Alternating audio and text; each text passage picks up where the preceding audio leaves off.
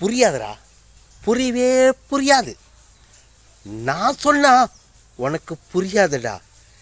எப்போ என் வயசு உனக்கு வரும்போது தான் நான் என்ன சொல்கிறதுன்னு உனக்கு நல்லா புரியும்.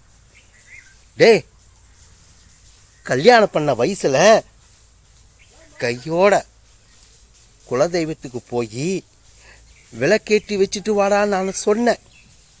ஆனால் அப்போ நீ கேட்கல.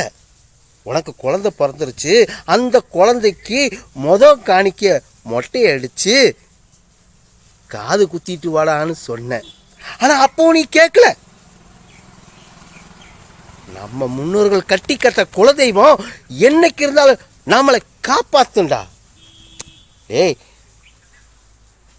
இந்த ஊர் உலகத்தில் எத்தனையோ கோயில் வேணா நீ பார்த்துருக்கலாம். ஆனால் நம்மளுடைய குலசாமியை காப்பாத்துற மாதிரி எந்த சாமி நம்மளை காப்பாத்துதுடா? நான் சொல்றபடி நீ கேள். போ, இந்த ஊர் உலகத்தில் உன்னை அடையாளம் காட்டினது உன் பொண்டாட்டி தான்டா. குடும்பங்கிற ஒரு அந்தஸ்தில் இருந்தனால தான் நீ மனுஷனா இன்னைக்கு நீ நாட்டிலையும் வீட்லையும் நடமாடுற. ஒரு பொண்ணோட மனசை புரிஞ்சுக்கிட்டு அந்த பொண்ணோட கடைசி வரைக்கும் நீ வாழ்க்கையில் வாழ்கிறத வழியப்பார். போய் உன் பொண்டாட்டியை கூட்டிகிட்டு வந்து நீ பொழப்பு நடத்து.